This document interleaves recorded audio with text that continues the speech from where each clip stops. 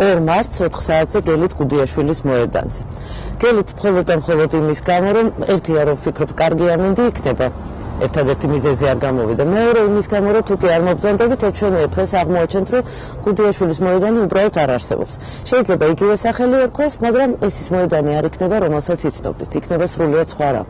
და საბოლოო ანგარიში გამოვა, რომ ჩვენი ქალაქის ისტორია არის ძალიან მოკლე. დაიწყო ანჩის ხატით, მერე არასოდეს არაფერი მოხდა და აშენდა წმინდა სამების ტაძარი. ეს არის და ეს.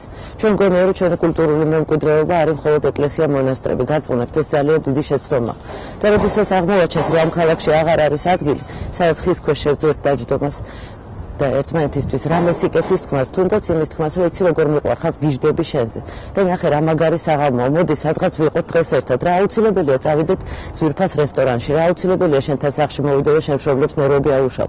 მოდი წავიდეთ ბაღში. უცებ აღმოჩნდება, რომ ბაღი აღარ აგაქვთ. იმიტომ რომ ბაღის გარშემო იქნება მსხვილი ბურჟუაზიის აღლუმი, ყველაფერი იქნება მხოლოდ მათთვის, ვინც არიან საშინლო მდიდრები და ვისაც სულაც არ უხარია ხის ქვეშ ჯდომა. და რა ვიცი, მე დაგევოდებით გუდიაშვილზე. 2 მარტს 4 საათზე. მოდით, მე მგონი კარგი იქნება.